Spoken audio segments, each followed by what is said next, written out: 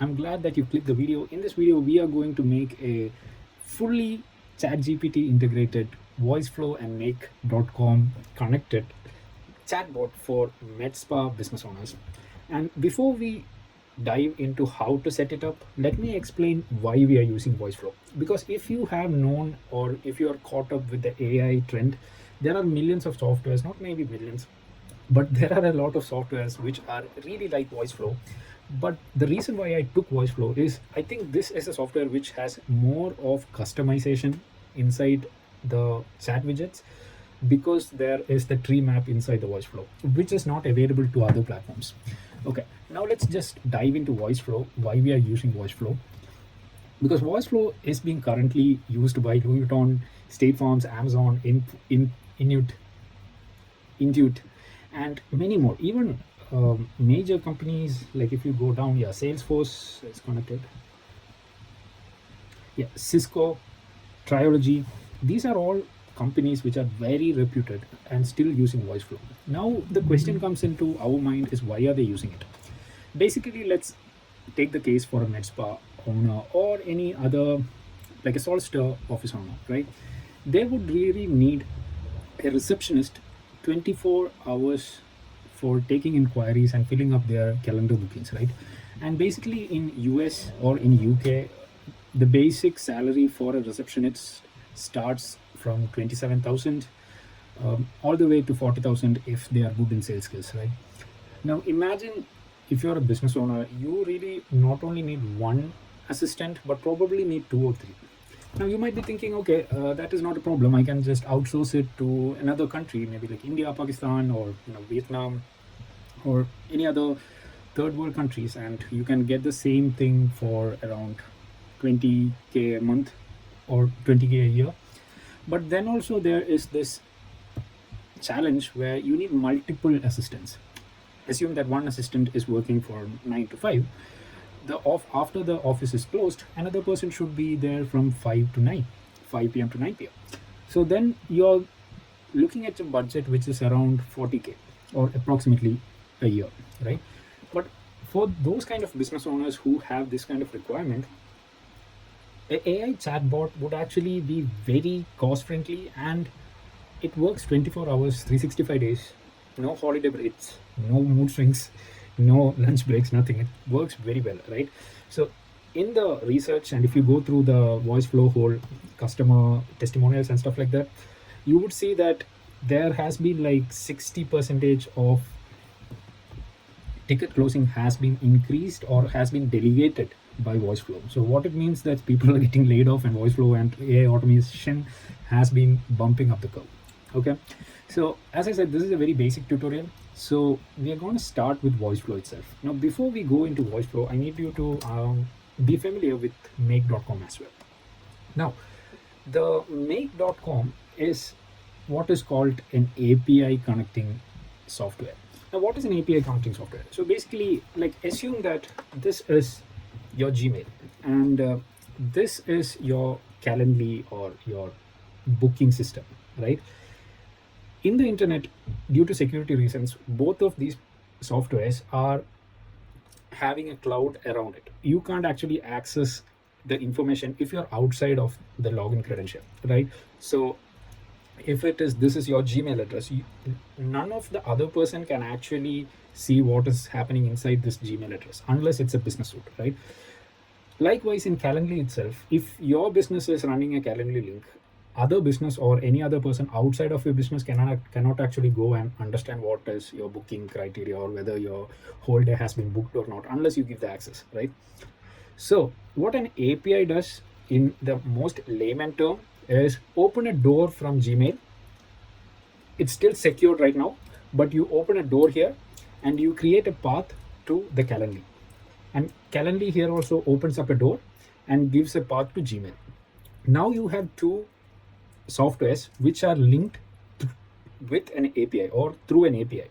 Now they can communicate with each other, and you can do functions such as if somebody books something in Calendly, then they can actually use your Gmail ID and send out a email to the person who has booked through your Calendly from your Gmail address. Or if you have anything going the other way, if the Gmail address person comes in, if your Gmail address, or if you're in your mail, somebody comes in and asks for your booking available slots, you can get a Calendly link through this API and send this person the new Calendly link. And once they press the Calendly link, it will be updated on the Calendly website through your Gmail. And the main thing that you have to note is all of this can be automated without having a human interaction.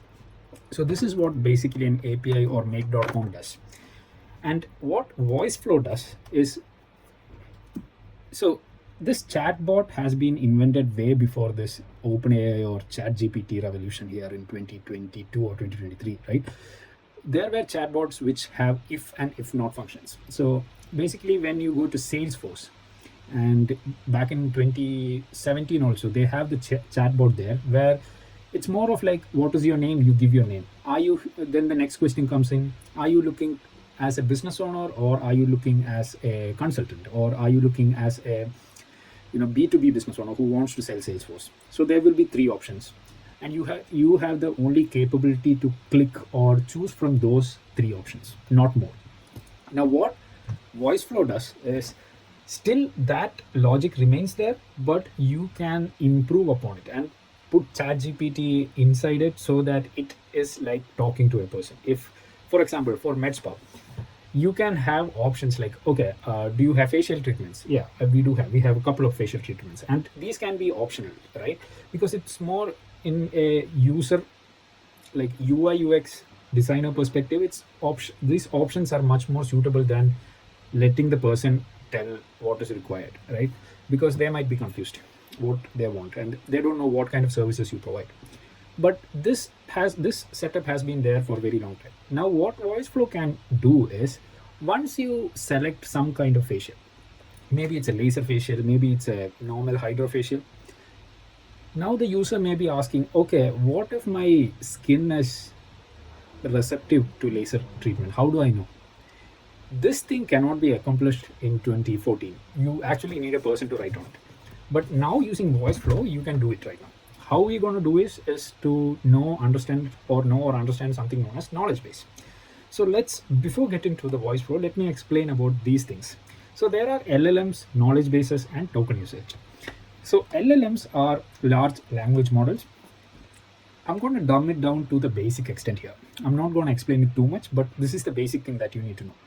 So LLMs are open source programs like ChatGPT and Cloud, definitely like ChatGPT and Cloud.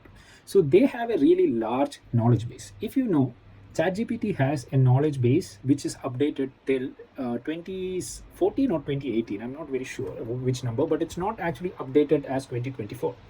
But in the case of Cloud, it's actually updated with the internet or with the Google. So whatever the new news comes in, Cloud can access it. What it means is, like, these are the different language models or LLMs that you can use. You can use ChatGPT for free in a higher token limit. What it means is, like, you can do a lot of prompting, or you can ask ChatGPT a lot of questions in a day. But if you're using a free platform like a Cloud and ChatGPT, in Cloud it's very limited. So these are the choices that you have. Which language model do you want to use? Do you want to use a very updated language model, or do you want to use a non-updated but has a lot more questions you can ask? Why it is necessary, or why is it important? The importance is, you think about it. If you are a business and you know what is happening inside your business, you do not really need to give out the latest information like news or something like that, right? If you are a solicitor business, for example, right, you really don't want the ChatGPT or Cloud to actually give out any kind of legal advice, because it is against your business ethics and against, like, that is not the function of the chatbot, right? But there, your more concentration or your primary interest is based on how many times you can use the chat function, right? And you just need to answer in such a way that, okay, this solicitor firm or this med spa is located in London. We are this much distance away from the nearest metro station. If you're taking by bus, you can just drop in before our doorstep if the bus stop is really near. Or what kind of services you have. You just have to put a PDF or a Word file saying all of your services and what all help you can do to your customer. and then putting it inside the ChatGPT and let ChatGPT just answer whatever the question, just answer to the question based on whatever input you have made, right? So basically, if you are using ChatGPT for any reason, right, you would basically will copy a story. Maybe let's assume a Gulliver's Travels, a book, right? Now you copy the entire story and put it on ChatGPT. And now this entire story, assume that this is a business. The story of a business is this, okay? Now you can ask a number of questions in ChatGPT, maybe like 50 questions you can ask in a day, right? Saying who is Gulliver, where did he reach, how was the shore people, blah blah, right? In the same sense, if you're using cloud, your number of questions you can ask is limited by 10 or 20. Now you can see that you don't really require an additional information like what is about the author, or like where did the author come from. Can you give out a story about the author, who was he, what time frame did he live in? That you can't actually, you don't really need it. You just need a summary of the story, right? But if you are using any other scenarios, where if you're like a news agency and you want a chatbot which tells the audience whatever the new latest news has been coming up, then it would be more preferable to use cloud rather than ChatGPT. Okay, so this is what is an LLM, and which LLM you choose is depending on which is your use case scenario. Now another thing that you need to know is about knowledge bases. Now knowledge base is basically, it's like a PDF or a Word file or a website that you have a lot of information and you're just training the model to look at this information. Now the next thing is the token size. I'll just explain you everything together, how it works together. Now token size is like, for example, 2 plus 2, if you ask ChatGPT 2 plus 2 how much is it, it will say 4, right? The amount of information that is given to you and the processing is very low. It's like 2 plus 2 plus 4. Okay, ChatGPT knows that you don't have to give out the whole numerical table, you don't have to give out multiplication or addition table there, or the numbers, everything. You don't have to do it. So in order to process it, you need some kind of processing unit, right? This processing unit is basically token. So if you are like in our case, if you're like telling ChatGPT to analyze the whole book of Gulliver Travels, it has to read through around 200 pages to understand what is the story. Now if you ask it a question, first task is to understand what is the whole story. That is 200 pages into, like one page may have like maybe 500 words or 1500 words, and 1500 into 200, that much information ChatGPT has to go through. Now the token size or the processing power for that specific question, whether it's like who is Gulliver or which shore did he land up to, that processing power is much higher than 2 plus 2. So the token size will be also higher. Now knowledge base is separate from LLM because knowledge base is just, it's like a reminder. You give ChatGPT a sheet saying, okay, you don't have to go to internet and find out all the answers. This is the only answers you are trained to. And you don't, if there is anything which is outside of this knowledge, just tell the audience you don't know, or you can contact the email ID of the business and they will get back to you.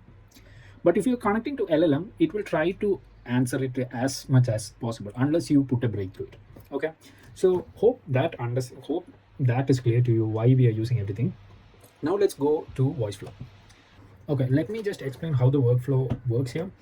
So let's dive into voice flow, and this is how a basic workflow for a med spa looks like. Let me just delete this please.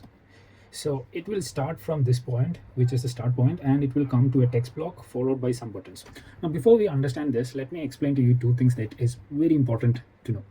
That is talk and listen here. So talk function is some function whereby a developer or the person who is running the AI bot can ask questions or can ask anything to the person who is on the other side. That is ideally be the customer, right? And the listen function is somewhat like whatever the customer wants to input data into the chatbot. Either it might be by pressing a button, it might be a yes or no question, or it might be a chat GPT kind of inquiry. These are the listen functions. So here in the first one, I have named the first block as welcome block. And here the first thing is a text block. So I just drag and drop this text block here, and I renamed the text block as hello, my name is Rachel. How may I help you? Right? And I also created a couple of variants. Total is 7 here. So this is what is happening here. So variance is nothing but You see, these all messages are the same, but it will randomize its function, randomize it, and present it to the audience or the customer. So it will make the chatbot much more, not like a bot but more like a person. After that, this is the listen function, whereby we are putting in buttons, right? This is basically a button functions, so we can't put a button here directly in the same input choice. So let's do a button here, and you can add a couple of buttons, like 2-3 buttons, and this is what I have done here. And each button, if you go here, you can see a small arrow and saying basic function, basic services. So this is the intent behind the button. So if you go here, you can, I renamed the first button here as services, and I changed the intent into basic services. So this is what is same as what I have done here. Now I have also created a couple of buttons. The next button that I created was let us contact you, and the next one was the free consultation button. Now the importance of intent is very crucial, right? Because intent is like saying to this model, okay, because model is actually, even if it is a chat GPT or OpenAI backed model, it won't understand what you're actually creating here, right? So if you're creating a chatbot for med spa, in this case, they don't know whether it is a med spa or is it a real estate company or is it a solicitor firm. They don't know, like the OpenAI doesn't know, or the voice flow doesn't know. You have to let it understand that, okay, this chatbot is for a med spa and this is the function of the chatbot. So this intent is why this button is there. So this button is for services, and I have named it services. Like services, the backside of voice flow won't understand what is services. You know it because you have made the wireframe, right? So that is how this will be made. Now before we get into all of this, let me just go to Figma.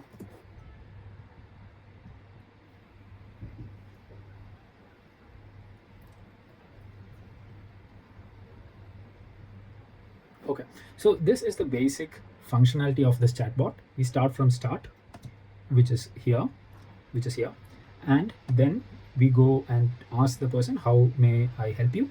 Then this how may I help you has a knowledge base attached to it, and then it will go to services, contact, or discovery call. The person might select any 3 of these options or write in any prompt which suggests to the OpenAIs, these are the options that are available and you should guide them to choose any of these options.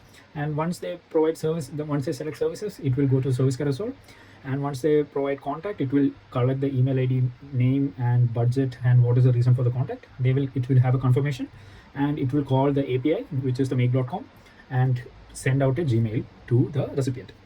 Or if you are going for the free consultation, it will go to the calendar link. This is the basic framework that we are using to build this chatbot for med spas.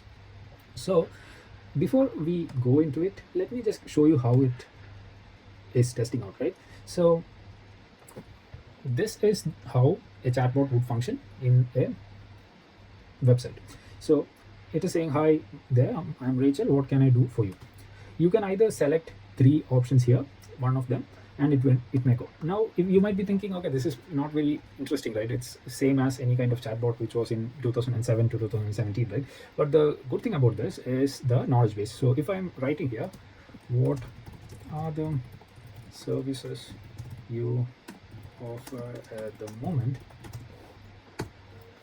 this is calling out the API. So you can see model ChatGPT 3.5, it has called out, and it has used a token limit of 2225, and it has taken another token limit of 1335, and they have given out a response. At the moment, we offer a range of aesthetic treatment, including laser hair removal, anti-wrinkle injection, dermal fillings, body contouring, cellulite reduction, etc. Right? Do you have any other questions?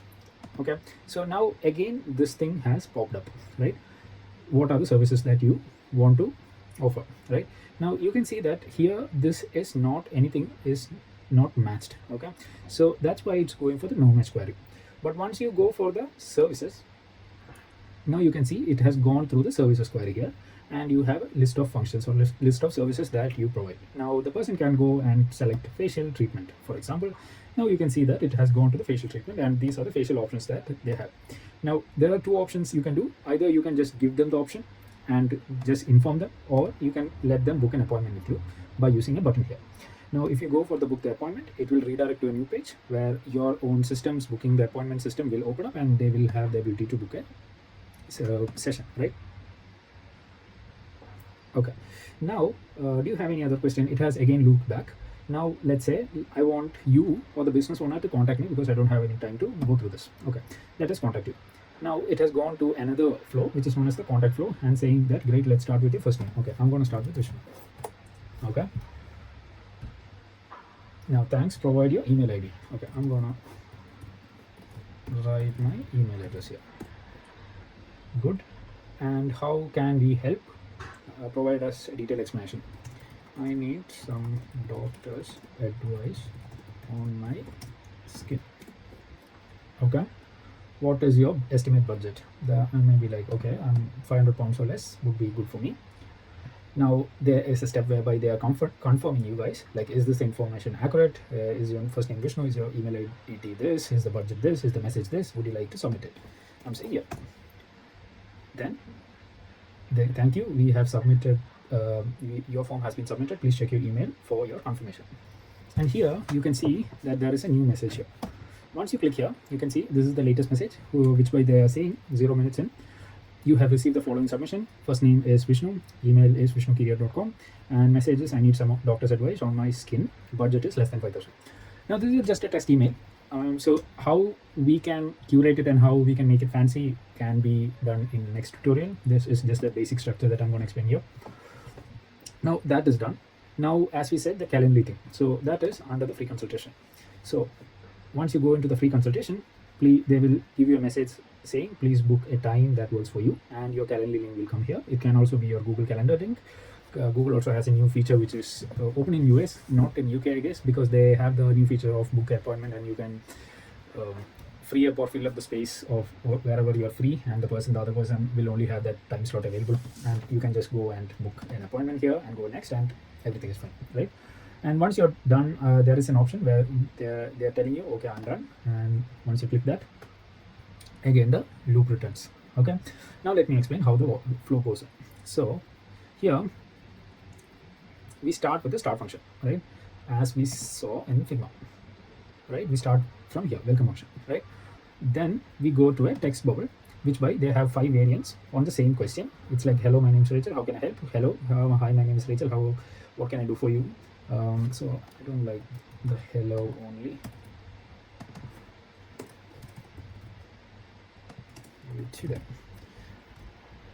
Okay, so this is how it is done. So this button here is generate variants button. You can generate a number of instances like this by using this one. This is an AI integrated bot inside VoiceFlow itself, so it is much more easier on the development side.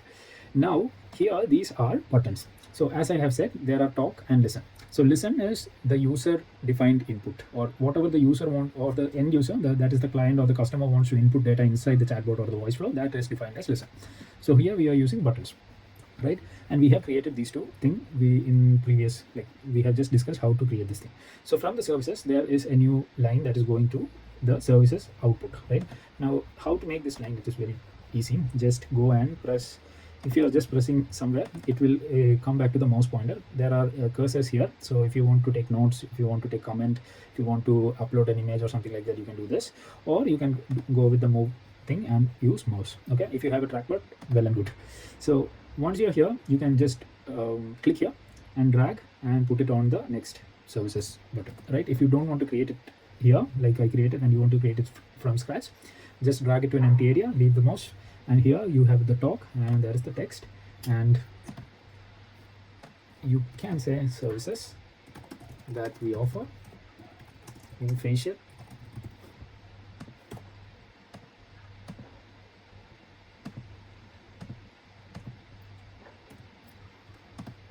and then put a button here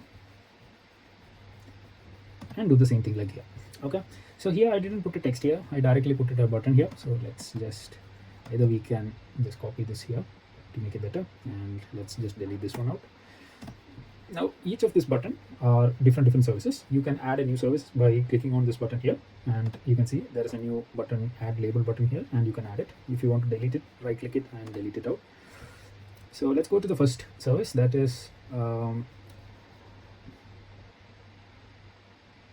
you here for a facial treatment? Okay, now you can see I have also added an intent which triggers services.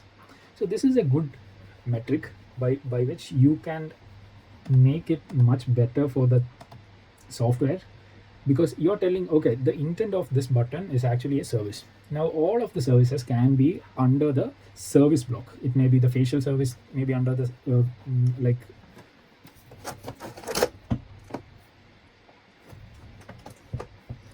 the facial service may be under, like, my computer was having a low power, sorry about that. And the facial service might be under the same block of service, and also the other services also, right? So it might be body treatment maybe under the same service, and skin regeneration maybe under the same service. It's basically telling the voice AI voice flow that, okay, this is what my intent of this button is, right? Now there are many logics behind it. If you want to, sometimes what happens is, like, you think about a logic flow and you design a whole chatbot, but once they run it, it might have a trouble, and then you have to recreate everything. But in order to make that trouble percentage less, you tell voice flow each step of the way, okay, this is the reason why I'm creating this button. Okay, so once we click the facial, it will go to another text bubble where they are saying, here are our facial treatments, and this is a pretty interesting thing. This is known as carousel. So here we are providing the carousel information, but why do you need to use carousel instead of card, right? So let's just put a card here, and let's make the same thing here.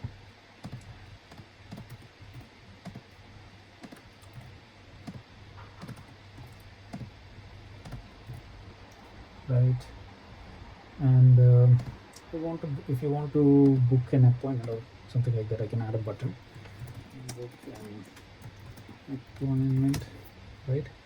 And go to actions, go to URLs, and this is the booking link, and go back, done. Right, now if I run it from here,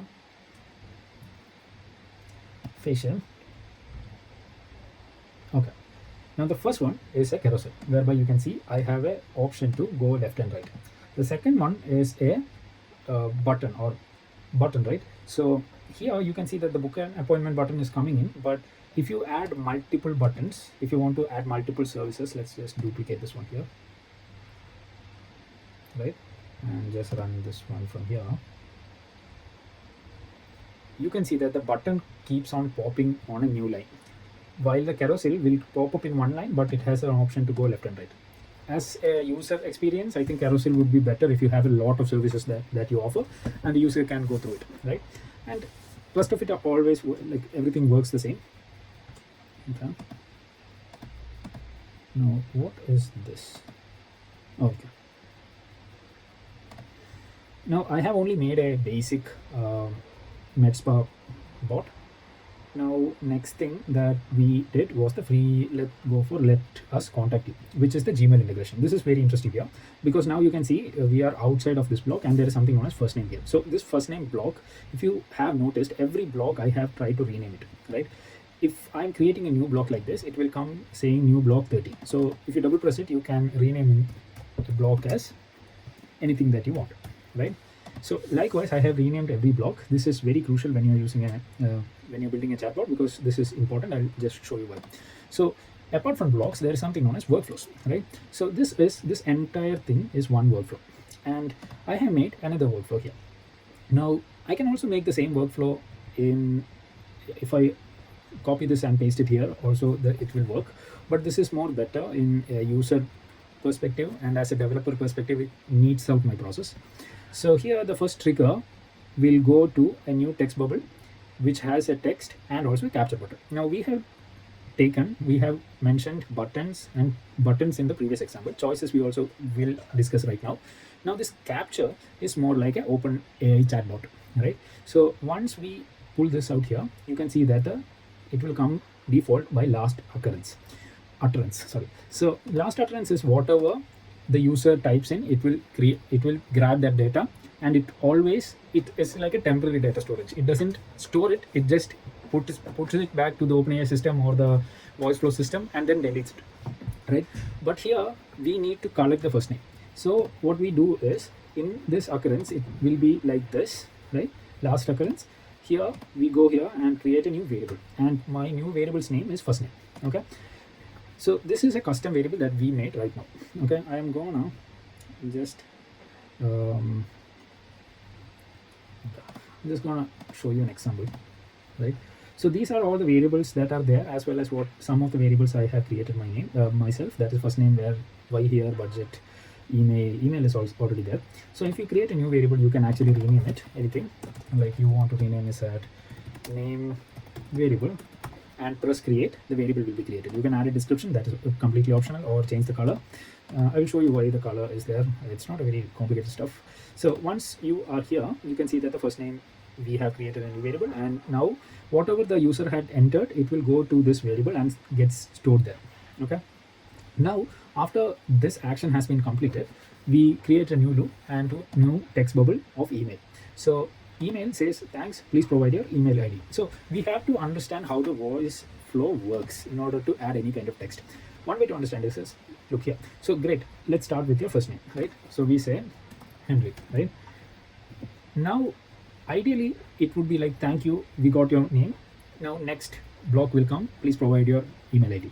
You can do that, but always think about the flow. You need to thank the user because he had provided the information. Then you have to ask the user for the next information. Now if you want to have 2 lines, pretty easy. Just go back, go to talk, add a new text, copy this out, paste it here. Okay, and let's run here. Henry, thanks, please provide your email ID, right? So if you do these kind of blocks, it will look more less of an AI and rather than a human. Now another thing that you can do is to add more variables or add more variety of variants. So if you press the generate AI, you see, please enter your email ID is there. Now it was please provide your email ID. Now I can do couple more if you want, but I think I have maxed out here. If you want, I can have 3 variables, 5 variables, whatever number of variables I want. How can we help? Please provide us with a detailed explanation of the condition. Now you can see one more variable has been created here. Now that says, how can we help? Please give us a detailed explanation of the situation. Okay, so this is how you make a basic chatbot into a more user-friendly, more like a human interactive chatbot. Right now, this is a very basic one.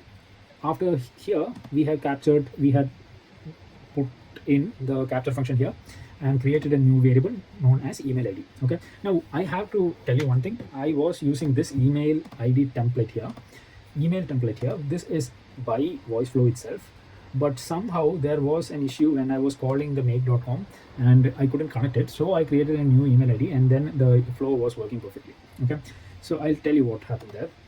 So coming here, you can see the next question is, how can we help? And another captcha, and I created a new variant saying new variable saying why here, and that will capture the reason for it. And there is budget. I could create a variable here, but I thought this options would be better.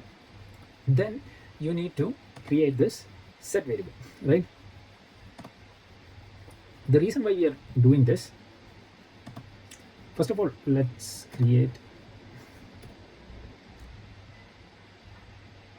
just do this and go to development or logic. Okay, logic set.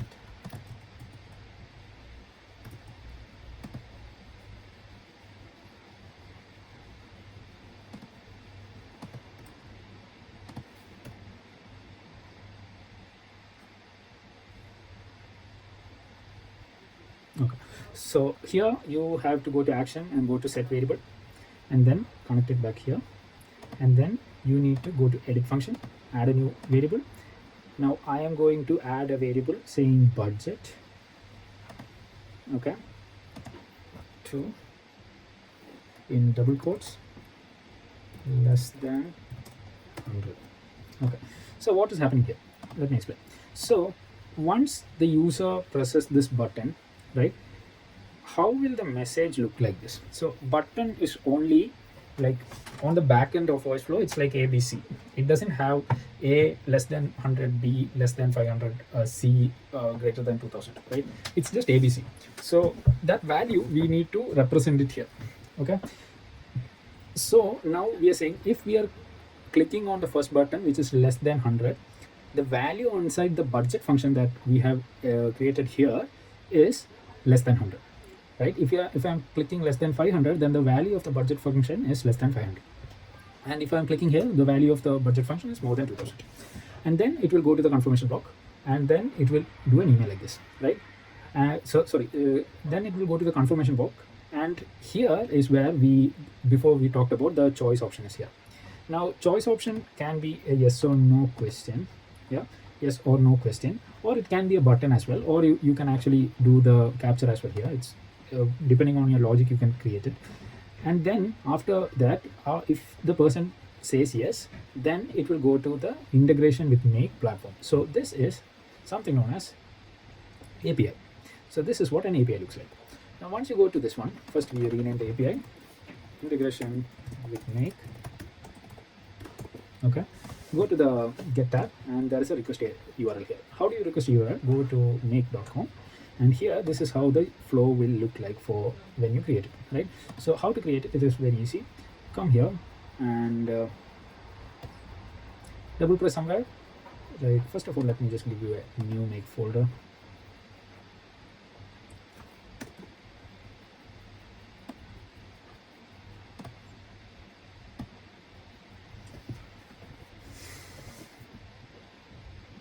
Okay, we are here. No problem. Sorry, organization, and here you create a new scenario here. Okay, you go to the create a new scenario, and this one will pop up. First thing you have to do is create a new webhook, and press on custom webhook. Once you have created this, press add and name your webhook name. My recommendation is do not change the name of this webhook. Somehow the voice flow and make integration breaks if we change it. Now just save it out, and some link has been generated here. If you press this, it will copy the link. Then you have to go here, and inside this get API request, we are pasting this thing. So as I discussed in the first section of the video, this is the door opening from voiceflow to make.com and make.com to API of Gmail. Okay, so this is basically from make to voiceflow. This is the API that is connecting these two things. Now let's go to the make and add one more thing, and that will be the Gmail, and I need to send an email. Okay, now everything is good because I registered my Gmail address. This is going good. But if you guys are coming here, then it will be a little more difficult than this. You have to go to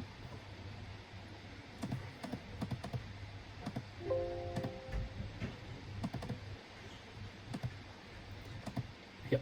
So you have to go to this address, or it will actually pop up inside the window itself, and you have to go through all of this to connect your Gmail. My recommendation is go to this video here, and this is much simpler. Once you have done that, you will land something like this. Okay, now when you are done, when you have tested it for the first time, this might not be the same information that you would see. This email, first name, email, message, budget, and everything won't be there. So in order to do that, you just have to run this once. Once you run this once, you see this loading screen coming in. Okay, now directly go to this voice flow and go to the block here.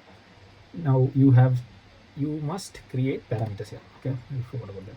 So go to parameters here, and parameters name is first name, and open double brackets and say name, first name, and add another parameter that is budget, open the bracket and budget, and likewise you create all of the parameters here. Okay, then you send a request from here. Now you won't have this information here. You just have to write any information and then generate.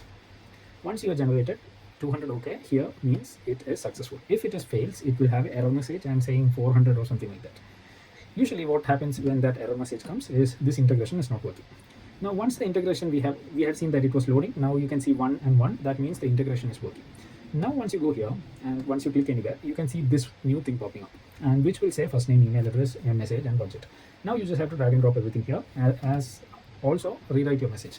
Now you can write a fancy message. This is a basic HTML code, so if you want to get into the next line, you need to /h.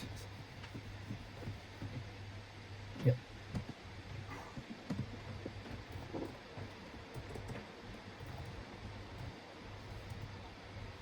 You you need to do like HTML code here, like next line code, heading code, and these kind of things to create the message. You don't have to really worry about it. There is text to HTML softwares. You just create a basic message like you want, and then put it on the software, and it will create the HTML code for you. And then you just have to drag and drop these things wherever you want to, and everything else. Okay.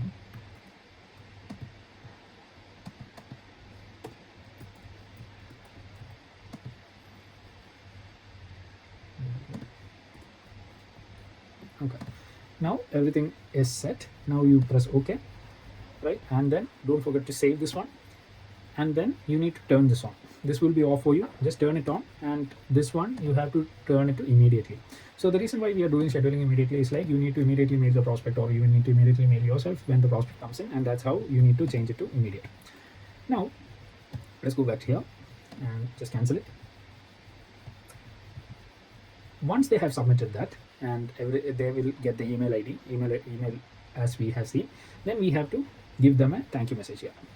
This is basically like this. Just create a new line and put a text and create the thank you message. Okay,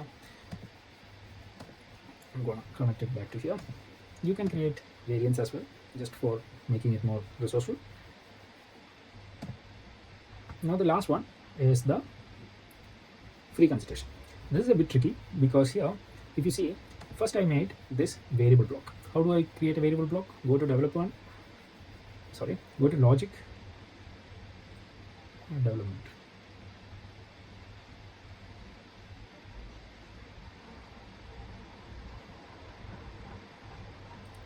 Okay, so yes, it is under the set one. Okay, you see, this is the set function here. This is a variable block. This is the only way to connect Calendly inside VoiceFlow. And how you do it is create a new set function, create a variable, name the variable. My variable name is link, and then in double quotes you need to enter the Calendly link. Now this is a bit tricky.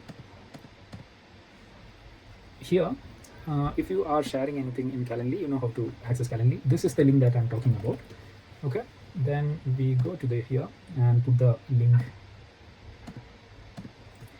inside double quotation. This is the format. If you don't put the double quotation, it won't work. Then you need to connect it to a new block, and inside the new block, this one is very interesting stuff. This is a text itself, like here.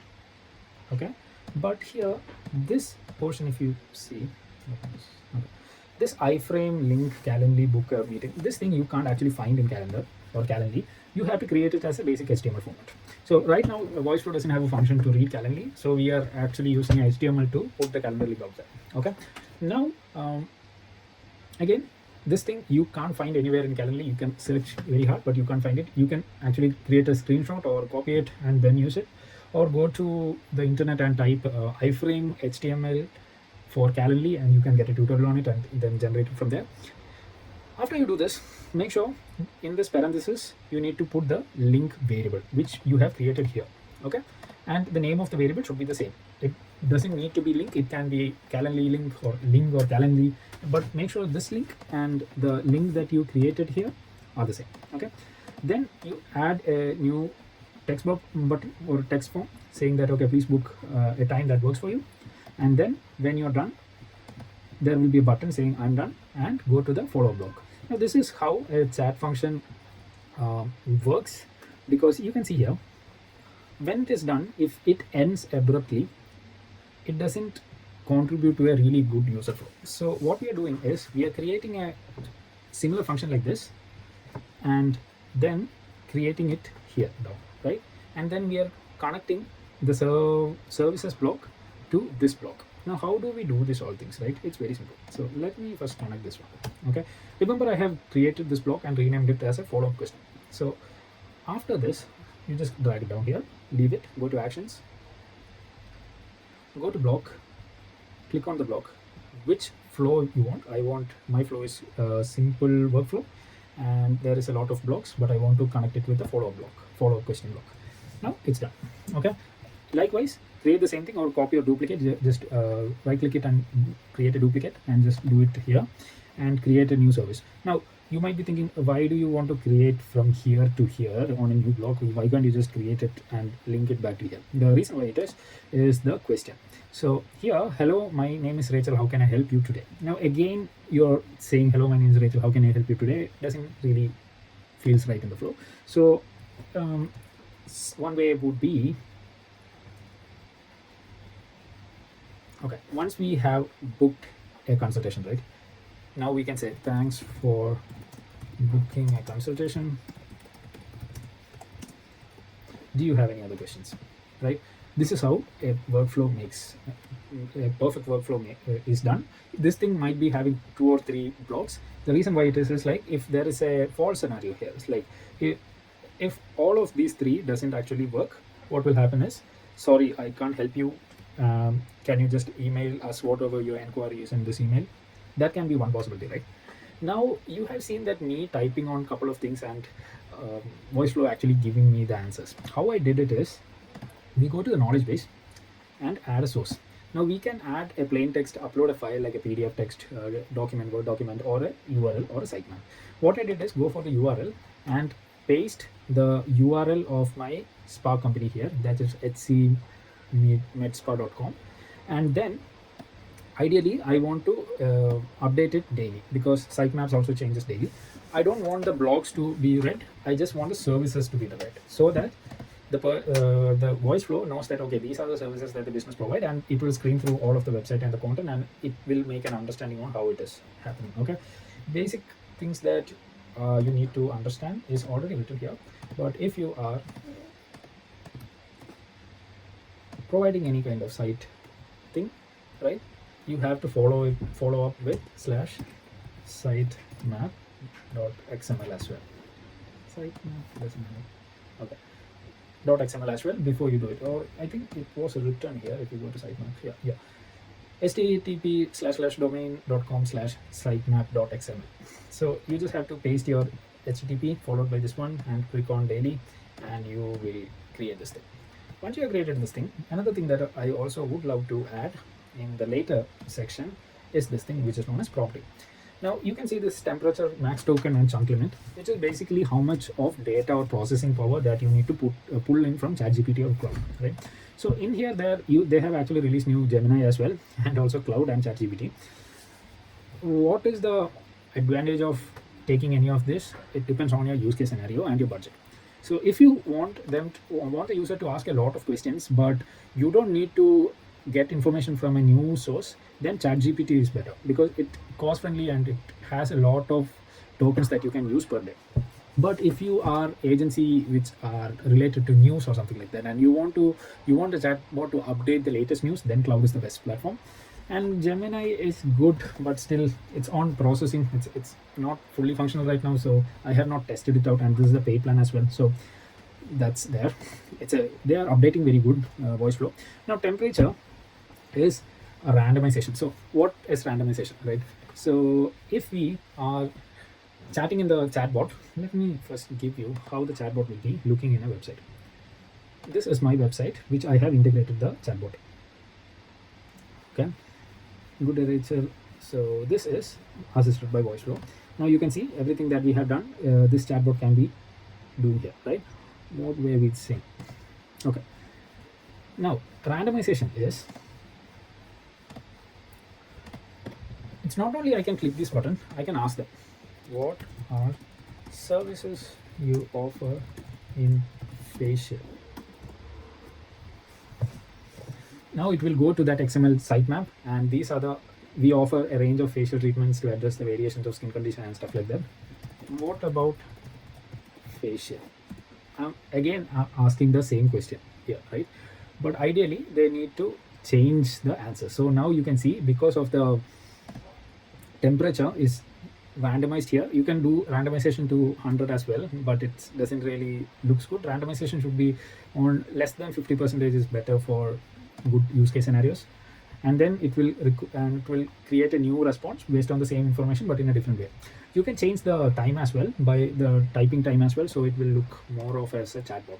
Now this chatbot is very basic. It is for e-commerce and med spa owners and stuff like that, but the real functionality of this thing comes from WhatsApp integration and Gmail integration, which we will be covering on another tutorial. Now max token strength or max token is right now it's around 141 tokens. So this means my output is only going to be this long. If I want a longer output, I can go and increase the token length or token size, and the output will be like 2 paragraphs instead of 1. Now the chunk limit is same as this one, but it's like how much chunk do the OpenAI have to borrow from the system is the chunk limit. Now this is a basic prompt for a MedSpa, and this is very important. You need to understand how to prompt engineer, and after you did this, just save it and you're good to go. Very use case scenario would be adding one more thing, that is a plain text or a PDF outlining your business plan and what you want to tell the user. Once you have done that, you come back to the dashboard, to the project, to the workflow, and just publish it. Once you have published it, you will get an embedded link.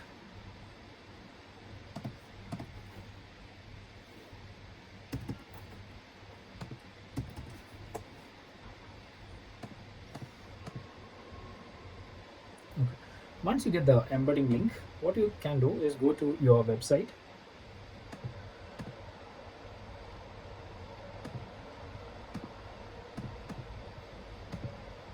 Go to your website here. I have to edit the website.